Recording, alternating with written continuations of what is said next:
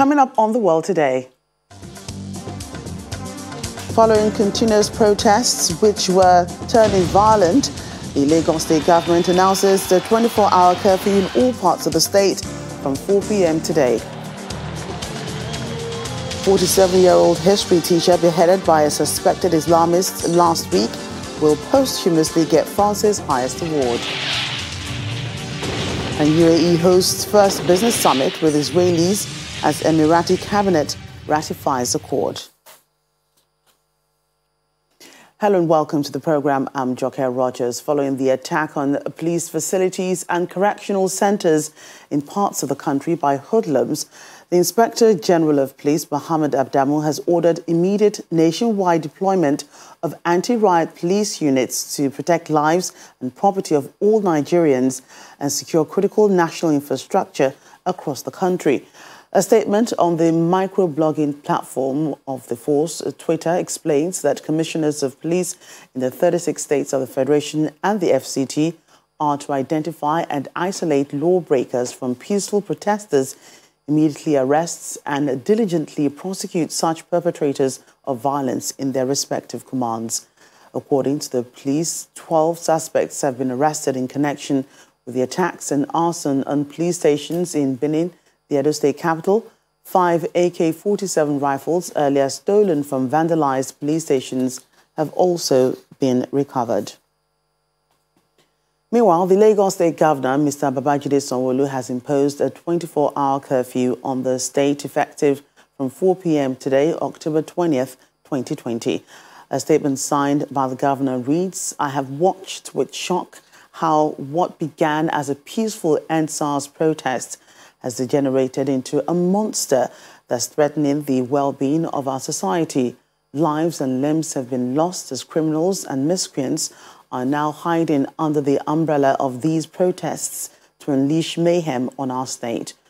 As a government that's alive to its responsibility and has shown a commitment to the movement EndSARS, we will not watch and allow anarchy in our dear state. I therefore hereby impose a 24-hour curfew on all parts of the state as from 4 p.m. this evening, 20th October 2020. Nobody except essential service providers and first responders must be found on the streets."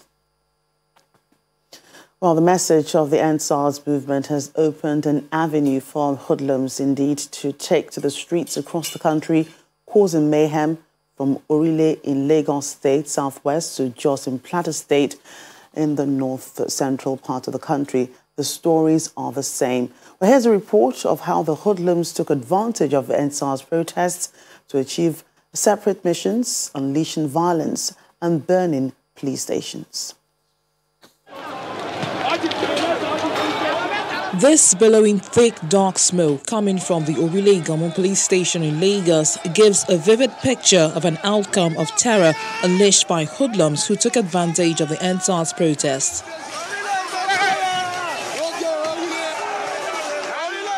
In their hundreds, they attacked the police station, setting it ablaze.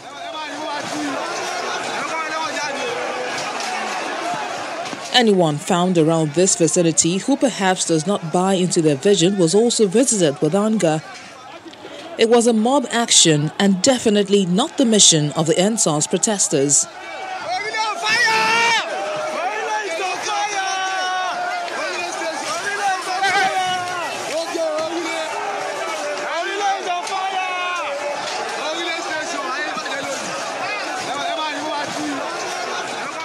In Jos Plateau State, hoodlums also took over the streets, attacking innocent citizens who had left their home early, not knowing what was coming their way.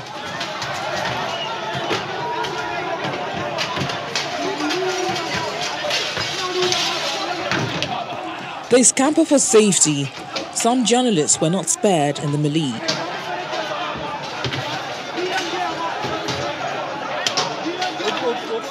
In Edo State, a major highway was blocked. The police are on their way. The police are on their way.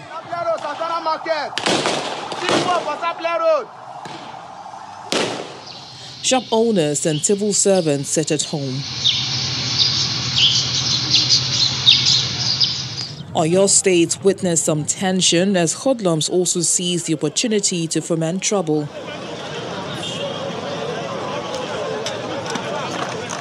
The EndSARS protest may have started with a lot of genuine demands, which government in turn says they are looking into, but the situation in Orile, Ebutemeta, Jos and Benin City run completely different from the EndSARS mission.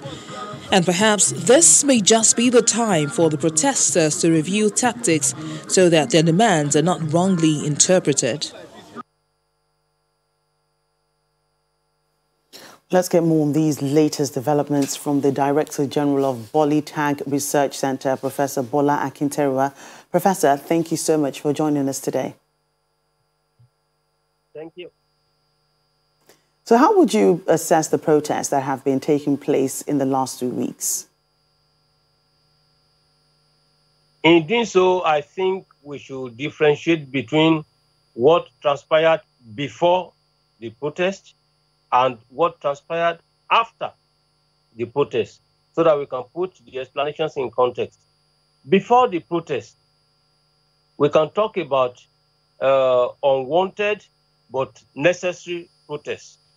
But after the beginning of the protest, we should talk about necessary but unwanted protest. What do I mean?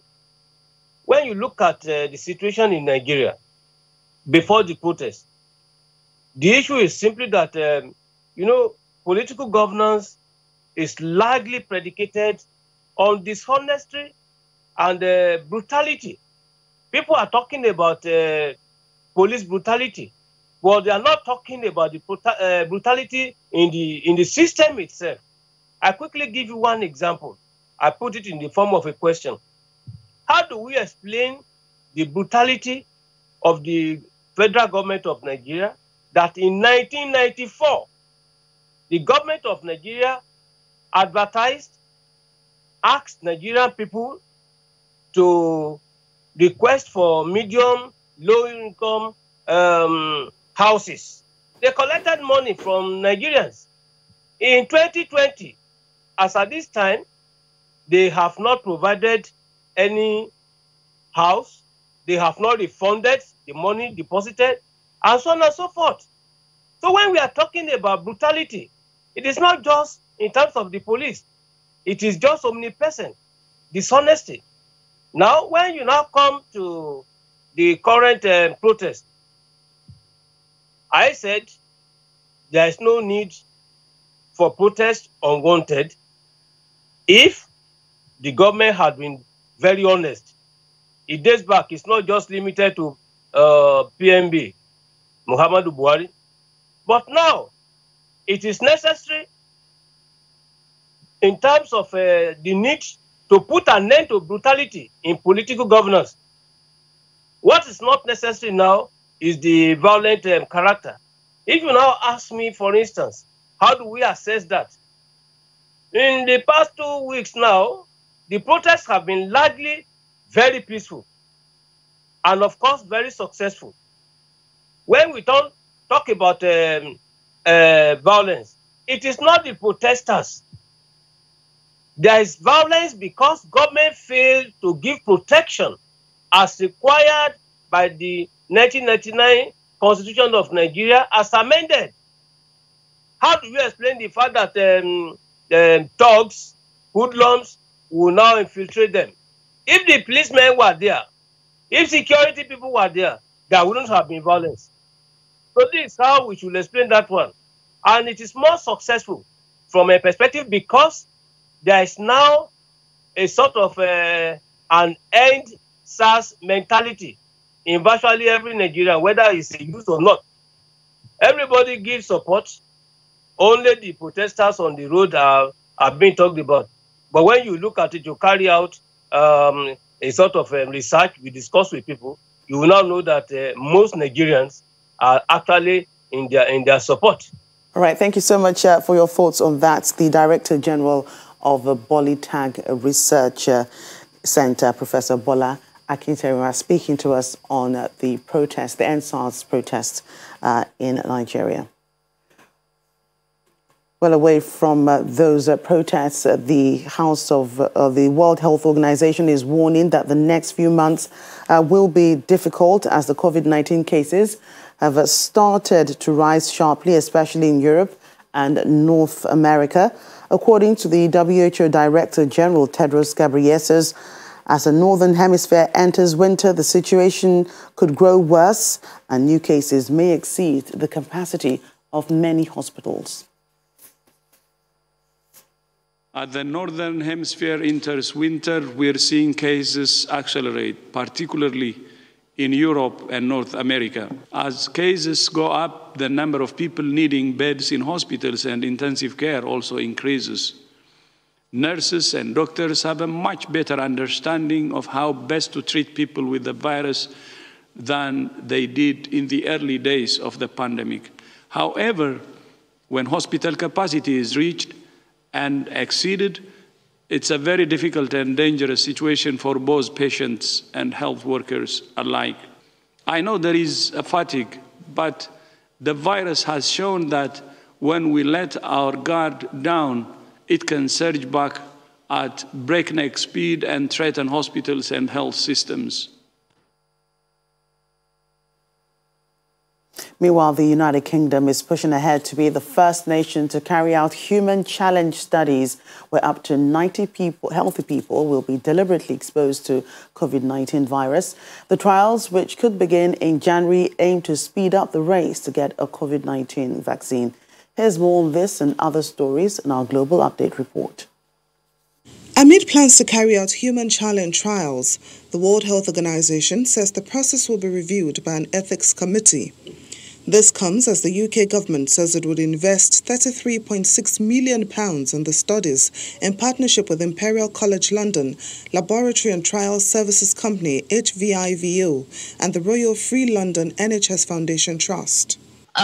So generally with such trials in the past, they were done when you had a specific treatment. So you would expose the person to the virus, test the vaccine in the person who is exposed, give them the vaccine first, actually, and then expose them to the virus. But you would have a treatment. So you must ensure that everybody involved understands exactly what is at stake, must be selected to minimize the risk to the volunteer, and you must ensure that informed consent is rigorous, that they really do understand all the risks. Meanwhile, outbound COVID-19 tests have been launched at Heathrow Airport, returning results in an hour in an effort to reopen restricted routes for passengers and boost traffic for the airlines that fly there. The first thing is it allows you to get in, so it gives you certainty before you've left. You know, there's also the rules around it. So actually flying from here to Hong Kong, you have to have a test before you've boarded the plane. So one, it guarantees you entry. For places like Italy, it's about knowing that you're safe before you get on. Britain is looking at ways to reduce the 14-day quarantine period, which applies to some arriving passengers, using a mix of COVID-19 testing and self-isolation, and a task force looking at the issue will report back in November. The Spanish government is considering several possible measures, including curfews, in a bid to tackle a new wave of coronavirus contagion. Health Minister Salvador Illa says that imposing a curfew in Madrid and possibly beyond would require invoking the state of emergency. He adds that any state of emergency lasting more than 2 weeks would require the support of some opposition parties. Meanwhile, Belgium has introduced new strict measures of shutting down all restaurants, bars and cafes across the country since Monday for a month due to the high infection rate of COVID-19. A total of 230,480 COVID-19 cases have been reported in the country, with 10,443 deaths in total. Belgium was one of the worst-hit countries during Europe's first wave of coronavirus earlier this year. And still to come on the program, souvenirs from some of the biggest Hollywood movies up for grabs in an online auction. That's in a moment. Please stay with us.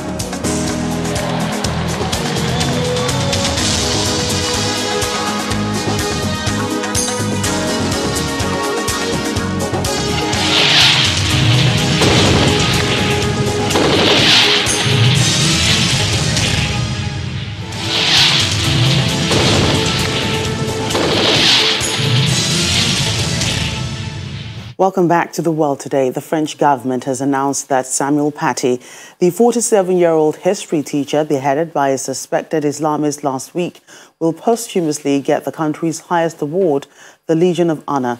Paty was murdered on October the 16th in broad daylight outside his school in a middle-class Paris suburb by an 18-year-old Chechen origin. Police shot the attacker dead. The teenager sought to avenge his victim's use of caricatures of the Prophet Muhammad in a class on freedom of expression. Muslims believe that any depiction of the Prophet is blasphemous.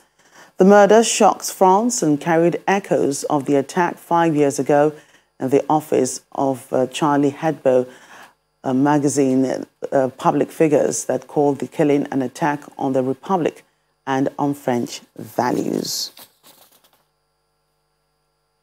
The United Arab Emirates has hosted the first Abraham Accords Business Summit with participation of Israeli delegations on Monday. This comes as the UAE in September became one of the first Arab states in a quarter of a century to establish formal ties with Israel. The Arab states signed the Abraham Accords peace agreement at the White House in Washington, D.C. The U.S. Treasury Secretary addressed delegates at Monday's summit in the UAE capital, Abu Dhabi, saying their countries now stand better prepared to confront Iran. Better prepared to confront the malign threats from the Iranian regime, their proxies, and other extremist groups. The United States has long supported Israel and UAE in their defense in the region. And with this agreement, we can all stand united against Iran's regime's bad influence. An immediate example of this was the decision to cooperate on the treatment and development of vaccine for coronavirus, which has the potential to save millions of lives through the region.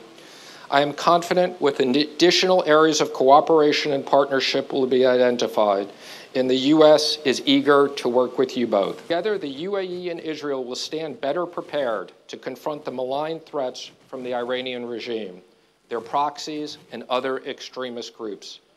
The United States has long supported Israel and UAE in their defense in the region, and with this agreement, we can all stand united against Iran's regime's bad influence.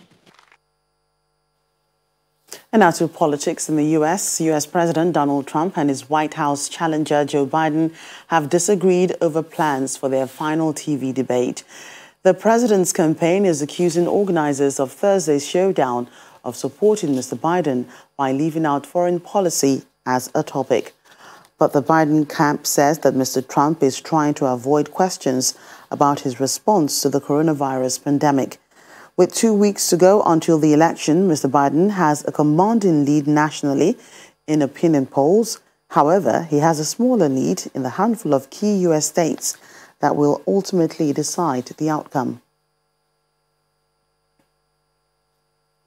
Meanwhile, President Trump has staged a rally in Arizona where he mocked his Democratic rival for holding fewer campaign events and for limiting the number of attendees.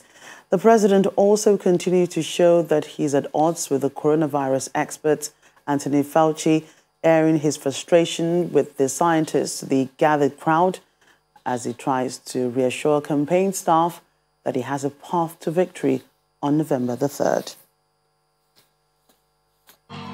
You know, Biden wants to lock it down. He wants to listen to Dr. Fauci. He wants to listen to Dr. Fauci. And don't forget, Dr. Fauci, what he said is, no, don't close it to China. I said, I'm sorry, doctor, you're a wonderful man. And he is a nice man. You're a wonderful man, I'm closing it. I saved thousands of lives. He admitted that 2 months later. 2 months later. And Dr. Fauci said, don't put on masks. You see the thing. And now he says, put on masks. And they say, you know, he's a wonderful guy. And he is a wonderful guy. I like him. He just happens to have a very bad arm. But he's a good guy.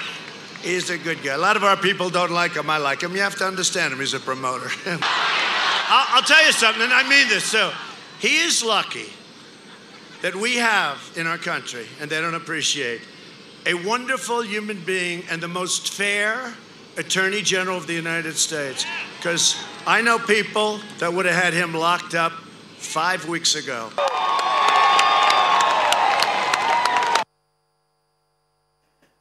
Well, it's really getting hot in the United States with the elections, getting closer. Let's get more on this from our correspondent in Washington, Maria Bird, who joins us via the telephone. Maria, 2 days to the next TV debate and exactly 2 weeks to the November 3rd poll. How are Americans gearing up for the elections? Americans are getting ready. Americans are standing in long lines. We are seeing lines that are lasting hours, and many people are spending almost their whole day in line. We've had the highest number of early voter turnout as we've seen in modern day history. And so Americans are getting ready. And I think that many people are not going to be surprised whether either way that it will go, because I think there are many supporters for former Vice President Joe Biden and many supporters for our current president. And so this is going to be an extremely contentious race all the way to the end. So there have been a lot of controversy over the president's handling of the coronavirus pandemic. But it does seem the president is pushing the blame on Dr. Anthony Fauci. How are people reacting to this strategy? Well, many people are looking to Fauci to be able to provide. Dr. Fauci has provided great guidance throughout this process, and I think people are looking to him for the scientific pieces. But again, there are many others that do not necessarily believe in the coronavirus, all of the protocols and procedures, and that believe in no mask and just believe that this could really be handled in a different way and don't follow many of the public health protocols. And so, again, those are the base that President Trump has supporting him as he is, kind of in some way going against some of what Dr. Fauci said. And this really is coming as in the wake of, there was an ad that came out that President Trump had in saying that Dr. Fauci said that the president did a great job and all the things that he did positive in response to coronavirus. And Dr. Fauci has come out on several news interviews recently stating that ad was taken out of context. And so I think the president is now kind of defending himself as a result of those interviews. Right. Thank you for that update. Our correspondent in Washington, Maria Bird, giving us an update on preparations ahead of the U.S. election and, of course, the last-minute checks by the candidates and their parties. Moving on to our next story and the final story. Fans of some of the biggest blockbusters from the past decades will soon be able to recreate their favorite scenes at home, as nearly 1,000 pieces of movie souvenirs will go on sale in an online auction. Iconic items up for grabs in early December include the thigh-high glossy patent leather boots worn by Julia Roberts in Pretty Woman, Tom Cruise's Top Gun bomber jacket, a remote control R2-S8 droid from Star Wars, a Solo, a Star Wars story, and a special effects mechanical alien head from the 1979 hit movie, Alien. Oh, you can't get to recreate your favorite scenes after all. Well, that's it on The World Today. Thank you so much for watching. I'm Joker Rogers.